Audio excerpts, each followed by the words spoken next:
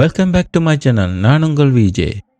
இன்றைக்கு எங்கே நிற்கிறோம்னா பழனியில் காலமை தரிசனத்துக்காக போய் கொண்டிருக்கோம். பழனி முருகன் கோயிலை தரிசிக்கிறதுக்காக காலமை வெள்ளனை எழும்பி 6 மணிக்கு தான் கதவு திறக்கும். 6 மணிக்கு வலிக்கிட்டு போய் கொண்டிருக்கோம்.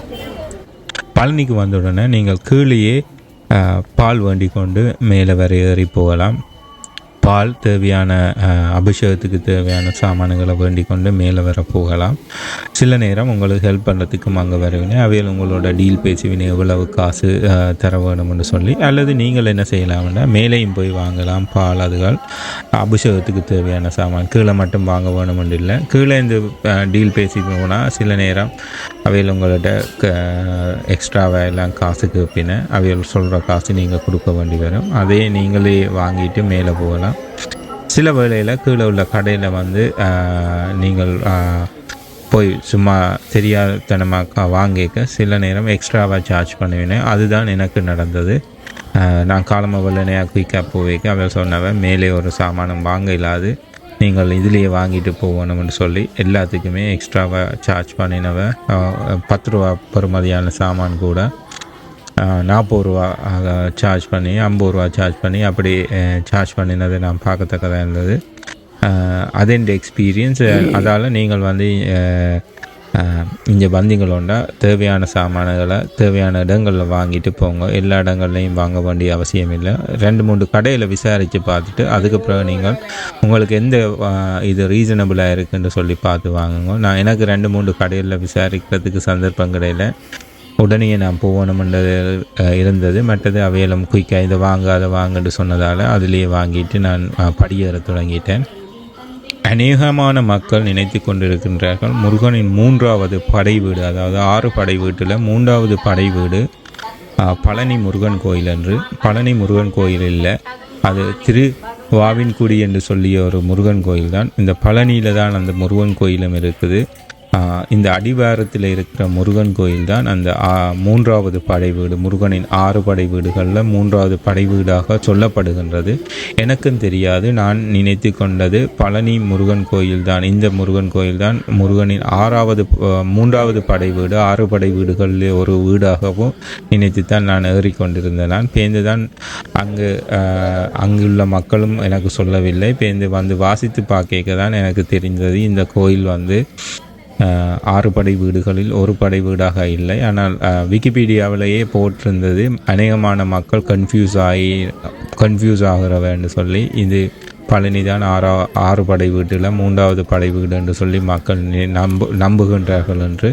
அவங்களுக்கு தெரிஞ்சிருந்தால் இது பழனி வந்து முருகனின் 3வது படை வீடா அல்லது இந்த முருகன் கோயில் 6 படை வீடுகளில் இருக்கா இல்லையான்றதை கொமெண்ட்ஸில் தெரிவிங்க. எனக்கு நான் வாசித்த அளவில் இந்த முருகன் கோயில் 6 படை வீடுகளில் ஒரு படை வீடும் இல்லை. 3வது படை வீடு இந்த அடிவாரத்தில் இருக்கும் திருவாவின்குடி என்ற முருகன் கோயில் தான். ஒரு சிறிய கோயில், அது சரவண பொய்கைக்கு பக்கத்தில் அமைந்திருப்பதாக சொல்லப்படுகின்றது. அந்த கோயிலுக்கு நான் போகலை. இப்போ ஸ்பெஷல் தரிசன டிக்கெட் எடுத்துகிட்டு நான் வெயிட் பண்ணி கொண்டிருக்கேன். ஸ்பெஷல் தரிசனத்துக்கு போகிறேன். ஒவ்வொரு ஸ்லோட்டை தான் இங்கே விடுவினேன். ஸோ அந்த ஸ்லோட்டுக்காக நான் வெயிட் பண்ணி கொண்டிருக்கேன். உண்மையாக நான் நம்பி வந்தது இந்த கோயில் தான் முருகனின் 3வது படை வீடு என்று. இந்த கோயிலுக்கும் ஒரு வரலாறு இருக்குது. அந்த வரலாறுகளையும் உள்ளுக்கு என்னென்ன விடயங்கள் பார்த்தினாங்கள் என்பதையும் நான் உங்களோட பகிர போகிறேன். நான் என்ன செய்தேன்னா கீழேயே முருகனுக்கு இங்கே பாலாபிஷேகம் செய்கிறது. பாலை வாங்கி கொண்டு மேலே வந்து நான் பாலை வாங்கிட்டு இங்கே தட்சணையும் கொடுத்துருந்தேன். முருகனுக்கு பாலால் அபிஷேகம் செய்து அந்த பாலை தருவினேன். அந்த பாலை நாங்கள் வெளியில் உள்ள மக்களுக்கு தீர்த்தமாக கொடுக்க வேணும். தீர்த்தமாக கொடுத்துட்டு நாங்கள் அதில் பாலையும் கொடுத்துட்டு போகலாம். அதுக்கு பிறகு அந்த தரப்பட்ட அந்த குடத்தை அங்கே உள்ள ஆட்கள்கிட்ட கொடுத்துட்டு போகலாம். அது ஒரு பிளாஸ்டிக் குடம் தான். அந்த குடத்தை கொடுத்துட்டு போகலாம். இந்த கோயில் மக்கள் முருகனுக்காக முடி காணிக்கையும் செலுத்துவார்கள். மற்றது காவடி, முருகனுடைய விசேடமான காவடியை ஏந்தி வருவார்கள்.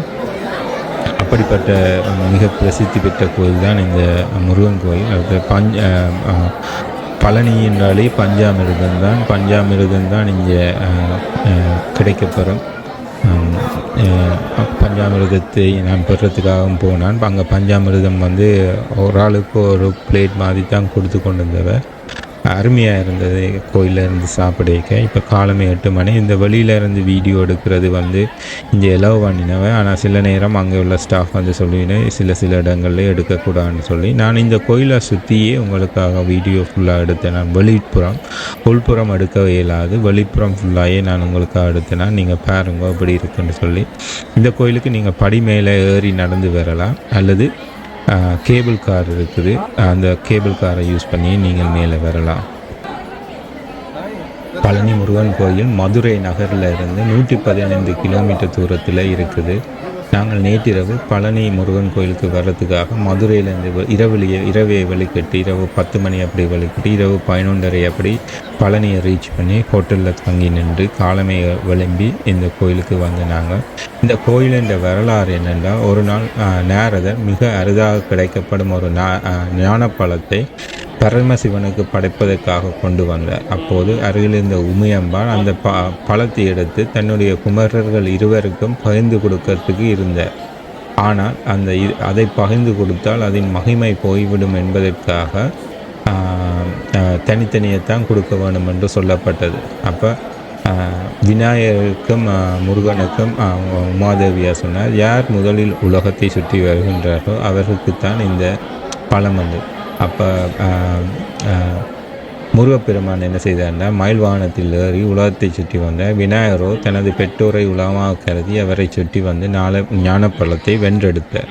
இதனால் ஏமாற்றம் அடைந்த முருகப்பெருமான் அனைத்தையும் துறந்து பழனி மலையில் குடியேறினார். அன்றிலிருந்து நின்ற இடம் நீ என அழைக்கப்பட்டது. அதுதான் பழனி மலை. இது 6 படை வீட்டில் ஒரு படை வீடாகவும் இல்லை. பழம் கிடைக்காததால் அவர் அடைய பெற்ற இடம்தான் இந்த பழனி மலை. 6 படை வீடுக்கான வரலாறு வேறு. 6 படை வீடுக்கான வரலாறு என்னவென்றால், அரக்கர்களை அழிப்பதற்காக சரவண பொய்கையில் தோற்றுவிக்கப்பட்ட 6 முகம்தான் 6 படை வீடுகளில் இருக்கும் முருகப்பெருமான். அதுதான் கீழே இருக்கிற 3வது படை வீடு இந்த மலையின் அடிவாரத்துக்கு கீழே இருக்குது.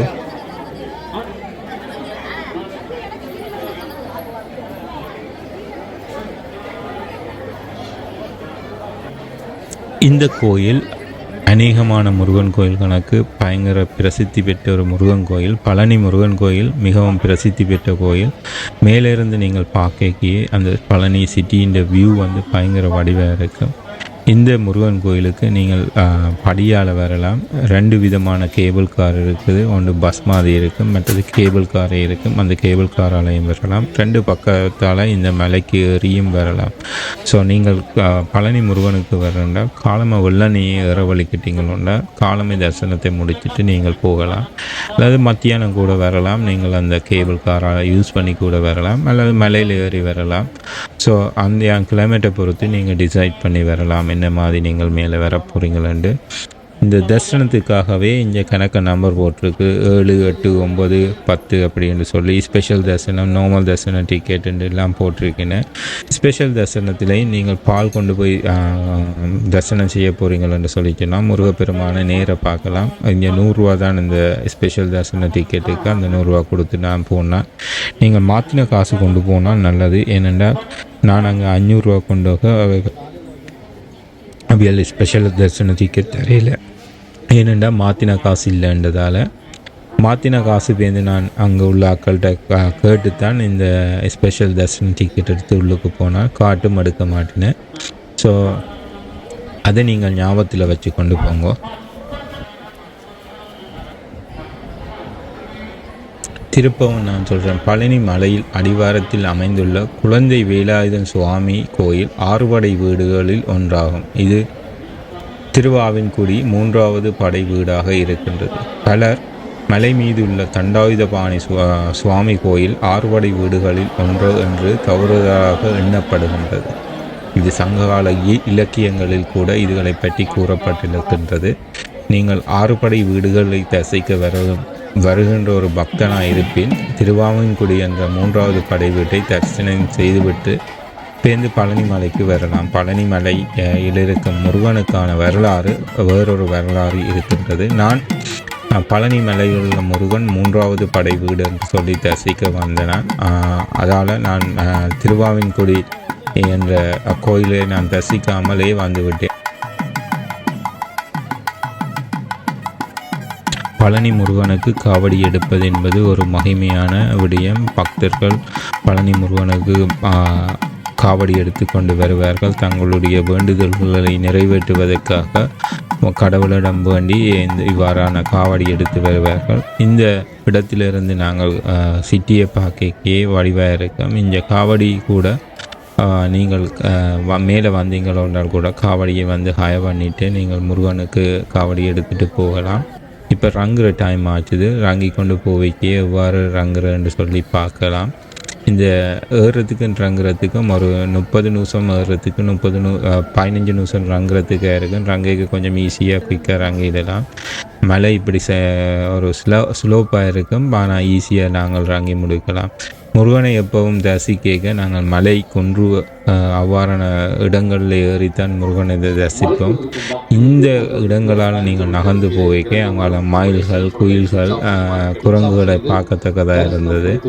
அப்படியே கீழே இறங்கிட்டு போனால் ஒவ்வொரு இடங்களாக இறங்கிக்க சிட்டின்ற வியூவும் வடிவாக இருக்கும். ஒவ்வொரு கோயில்கள் இருந்தது. இடையில் பிள்ளையார் கோயிலை முடித்து தான் வந்தாங்க. இதில் ஏதாவது ஆபத்து உங்களுக்கு நடந்துச்சுதோன்னு சொல்லிச்சுன்னா உடனே அந்த எமர்ஜென்சி கான்டாக்ட் அதில் போட்டிருக்கீங்கன்னா அதுக்கு கால் பண்ணின உடனே வந்து உங்களை ரிக்கவர் பண்ணுவீங்க. இப்போ மக்கள் வந்து ஏறைக்கையும் கஷ்டமாக இருக்கும், ரங்கைக்கையும் குயிக்காக இறங்காமல் படியில் இருந்து ஆறுதல் ரிலாக்ஸ் பண்ணி இறங்குற மக்களை கூட நாங்கள் பார்க்கத்தக்கதாக இருந்தது நான் போன நேரத்தில்.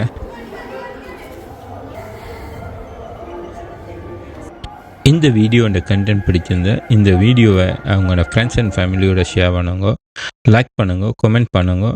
இந்த சேனலை சப்ஸ்கிரைப் பண்ணுறதுக்கு கன்சிடர் பண்ணுங்க.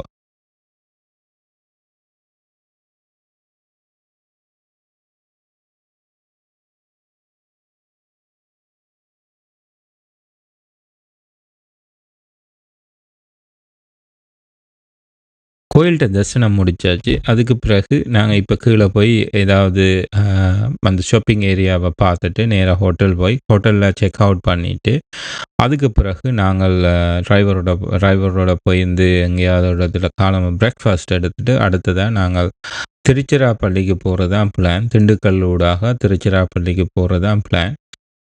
எப்படி போகிறோம் என்பதை பற்றி அடுத்த வீடியோ நான் எடுத்தால் நான் உங்களோட பகிர்றேன். அல்லது நான் திருச்சிராப்பள்ளியில் என்னென்ன விஷயங்கள் செய்த நான் என்று சொல்லி பார்க்க போகிறோம். அதுதான் திருச்சிராப்பள்ளி தான் என்னுடைய கடைசி நாள் இந்தியாவில். அந்த திருச்சிராப்பள்ளியிலேருந்து அடுத்தது தான் நான் ஸ்ரீலங்கா போகிறதா பிளான் பண்ணியிருக்கிறேன்.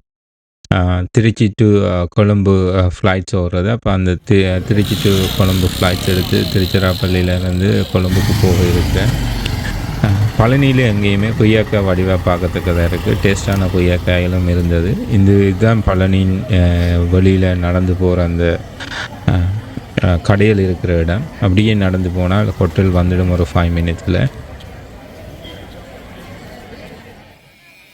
மீண்டும் உங்களுக்கு ஒரு நினைவூட்டுறேன்.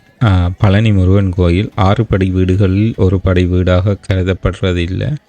பழனி முருகன் கோயிலுக்கு கீழே இருக்கிற இன்னொரு கோயில் தான் திருவாவின்குடி என்ற தான் 3வது படை வீடு. அப்படித்தான் நான் வாசித்த வரை எனக்கு தெரிந்த விடயமாக இருக்கின்றது. நீங்கள் 6 படை வீடுகளை தரிசிக்க வர நீங்கள் என்று சொல்லி சொன்னால் அந்த படை வீடையும் தரிசித்து விட்டு பின்னுக்கு பழனி முருகன் கோயிலுக்கு ஏறலாம். பழனி முருகன் கோயில் தான் பழனியில் ஃபேமஸான இடம். இருப்பினும் சரண பொய்கை, திருவாவின்குடி அந்த இடங்களை பார்ப்பதற்காக நீங்கள் இந்த டைம் ஸ்பெண்ட் பண்ணி ஒரு நாள் ஃபுல்லாக ஸ்பெண்ட் பண்ணிட்டு போகலாம்.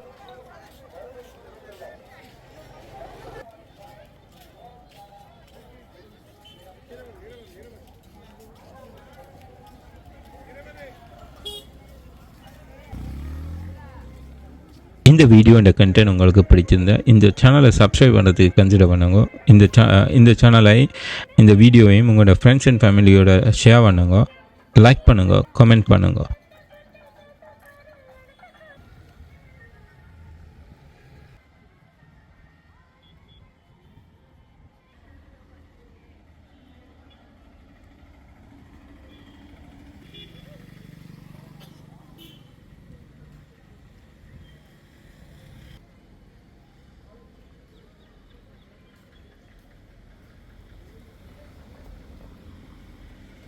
மீண்டும் ஒரு வீடியோவில் உங்களை சந்திக்கும் வரை உங்களிடமிருந்து விடைபெறுவது நான் உங்கள் விஜே.